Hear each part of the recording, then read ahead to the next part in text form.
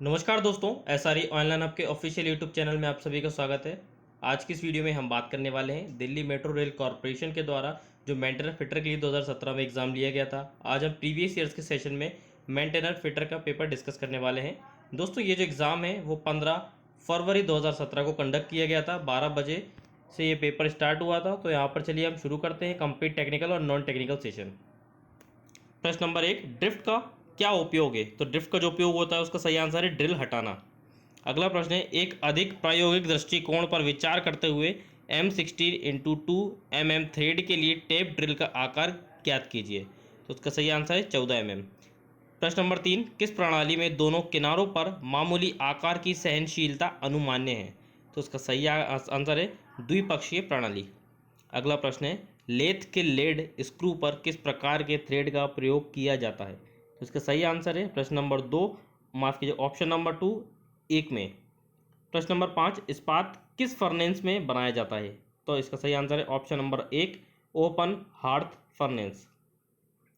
प्रश्न नंबर 6, पानी की पाइपलाइन में रिटर्न रहित वाल्व का क्या उपयोग है? तो इसका सही आंसर है ऑप्शन नंबर 1, एक मार्गी प्रवाह। प्रश्न नंबर 7, प्रसामान्यीकरण नॉर्मलाइजिंग का मुख्य उद्देश्य क्या है? तो इसका सही आंसर है ऑप्शन नंबर 4, खुरदुरी घिसी हुई संरचना को कम करना। 8वां प्रश्न है, यंत्रशालाओं में आमतौर पर इस्तेमाल किए जाने वाले बेवल प्रोटेक्टर की शुद्धता क्या होती है? तो वो होती है 5 मिनट, ऑप्शन नंबर 3।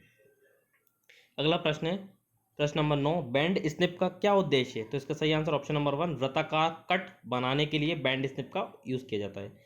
अब यहाँ पर है 15 mm एंड 50 mm के डायमीटर के बीच पाइपों को पकड़ने के लिए निम्नलिखित में किसका प्रयोग किया जाता है?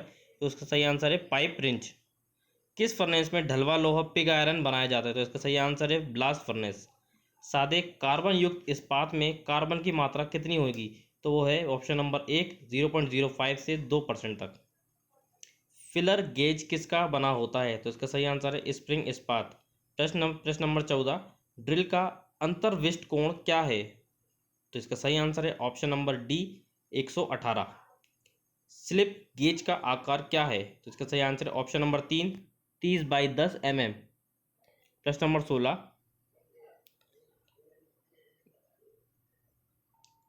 असेंबली कार्य में सिर्फ लेफ्स को चिह्न करने एंड निकालने के लिए किस प्रकार के बराबर का इस्तेमाल किया जाता है? तो इसको दोस्तों ये क्वेश्चन बिल्कुल सही नहीं दिख रहा है। तो इसका आंसर है सर्किलर प्लायर। प्रश्न नंबर 17, कम कार्बन युक्त स्टील में कार्बन की मात्रा मौजूद होगी। तो उसका सही आंसर है ऑप्शन नंबर 2, 0.05 से 0.3%। प्रश्न नंबर 18, फराद लेथ के कटिंग कार्यों में प्रयुक्त बेस्ड टिप किसकी बनी होती है? तो इसका सही आंसर है टंगस्टन कार्बाइड। प्रश्न नंबर 19, निम्न में से कौन सा तांबे का एक अयस्क है? तो इसका सही आंसर है pyrites, option number C, pyrites. प्रश्न नंबर 20, हथौड़े खालिस्तान के बने होते हैं। तो इसका सही आंसर ऑप्शन नंबर 1, मध्यम कार्बन स्टील इस्पात। प्रश्न नंबर 21, रेस्प फाइल का उपयोग कहाँ किया जाता है? तो इसका सही आंसर है ऑप्शन नंबर 4, लकड़ी चमड़े की फाइलिंग करने के लिए। प्रश्न नंबर 22, निम्नलिखित में से किस स्लिप गेज का प्रयोग सामान्य कार्यशाला उद्देश्यों में किया जाता है? तो इसका सही आंसर है ऑप्शन नंबर 2, ग्रेड 2। प्रश्न नंबर 22, नरम मिलाप सॉफ्ट सोल्डर की संरचना क्या है? तो इसका सही आंसर है ऑप्शन नंबर 2, लेड, जिसको हम सीसा कहते हैं, सीसा 50%, टिन 50%। प्रश्न नंबर 24, निम्नलिखित में से कौन सा अर्ध तरल ल्यूब्रिकेंट का सर्वोत्तम उदाहरण है? तो इसका सही आंसर ऑप्शन नंबर 3, ग्रीस। प्रश्न नंबर 25, कास्ट आयरन की मशीनिंग के समय किस प्रकार के कूलेंट का प्रयोग किया जाता है? तो इसका सही आंसर ऑप्शन नंबर 2, शुष्क हवा। गर्म वेल्डिंग के लिए किए गए जॉब का हैंडल करते समय निम्नलिखित में से किस हैंड टूल का उपयोग किया जाना चाहिए? तो वो है ऑप्शन नंबर 4, चिमटा। पाइप के सिरों को बंद करने के लिए निम्नलिखित में से किसका प्रयोग किया जाता है? तो इसका सही आंसर है ऑप्शन नंबर 4, कैप। दोस्तों, अगला प्रश्न है, किसी धातु को खींचकर उससे अनटूटा तार बनाने की गुण को निम्नलिखित में किस शब्द द्वारा व्यक्त किया जाता है? तो इसका आंसर है ऑप्शन नंबर 4, तन्यता। अगला प्रश्न है प्रश्न नंबर 29, निम्नलिखित में से किसका उपयोग रिवेट किए जाने वाले छिद्रों को संरेखित करने के लिए किया जाता है? तो इसका सही आंसर है ऑप्शन नंबर 1, ड्रिफ्ट। प्रश्न नंबर 30, किस प्रणाली में एक किनारे पर मामूली आकार की सहनशीलता अनुमान्य है? तो इसका सही आंसर है एक पक्षीय प्रणाली। प्रश्न नंबर 31, निम्नलिखित में से कौन सा एक वक्र होल्डिंग डिवाइस है जो वर्क पीस को पकड़ता है, सहारा देता है तथा स्थान निर्धारित करता है एवं विशेष ऑपरेशन के लिए कटिंग टूल को निर्देशित करता है? तो इसका सही आंसर है ऑप्शन नंबर 2, जिग। प्रश्न नंबर 32, किस प्रक्रिया में स्टील को इनमें मिली हुई कार्बन अवयव के आधार पर एक उपयुक्त तापमान तक गर्म करके उसे उपयुक्त समय के लिए धीरे धीरे ठंडा होने देना शामिल किया जाता है? तो इसका सही आंसर है एनीलिंग, तापानुशीतन, ऑप्शन नंबर 1। प्रश्न नंबर 33, बस्टर्ड रेती का प्रयोग मुख्यतः कहाँ किया जाता है? तो सही आंसर है ऑप्शन नंबर 3, सामग्री की भारी कमी। ऑप्शन नंबर क्वेश्चन 34, गहराई सूक्ष्ममापी डेप्थ माइक्रोमीटर का उपयोग किस लिए किया जाता है? तो उसका सही आंसर ऑप्शन नंबर 2, छिद्र की गहराई मापने के लिए। क्वेश्चन नंबर 35, अंतःमापी कैलिपर का प्रयोग खालिस्तान नापने के लिए होता है, तो वह छिद्र और कीवे दोनों का व्यास मापने के लिए किया जाता है। प्रश्न नंबर 36, संयोजन सेट में प्रोटेक्टर हेड का उपयोग किया जाता है, तो उसका सही आंसर है ऑप्शन नंबर 2, कोण मापने के लिए। प्रश्न नंबर 37, सेंट्रल ड्रिल का ड्रिल पॉइंट कोण कितना होता है? तो वो है 120 डिग्री। तांबे का गलनांक कितना होता है? तो वो होता है 1083 डिग्री। अब यहाँ पर जो दोस्तों प्रश्न नंबर 39, आइसोमेट्रिक थ्रेड का अंतर्विष्ट कोण क्या है? तो वह 60 डिग्री। डॉट पंच का उपयोग किसके लिए किया जाता है? तो वो प्रश्न नंबर 4, याददाश्त के लिए, निशान बनाने के लिए।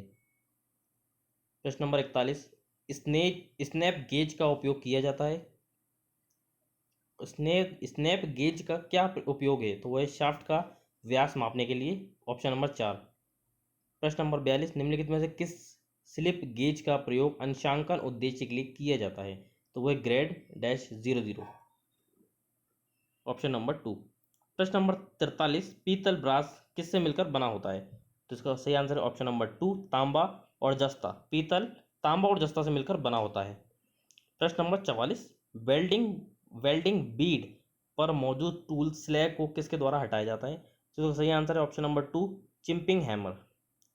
प्रश्न नंबर 45, टेल स्टॉक बॉडी किस सामग्री की बनी होती है?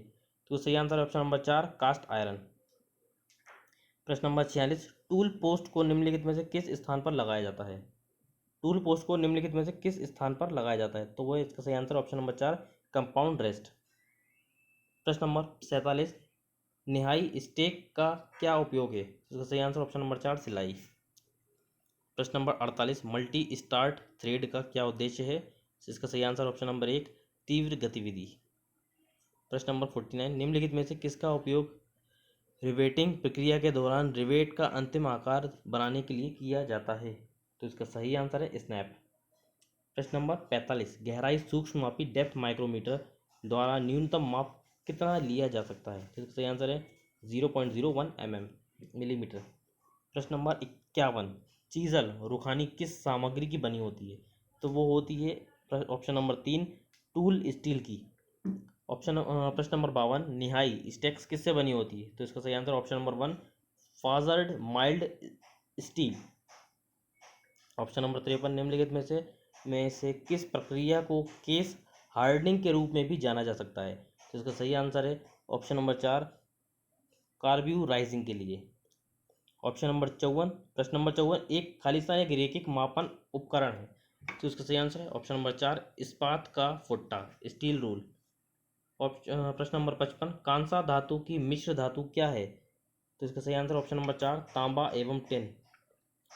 प्रश्न नंबर 56, निम्नलिखित में से किसका उपयोग रिवेटिंग प्रक्रिया के होने वाली हानि को रोकने के लिए रिवेट के हेड को सहारा देने के लिए किया जाता है? तो सही आंसर ऑप्शन नंबर 2, डॉली।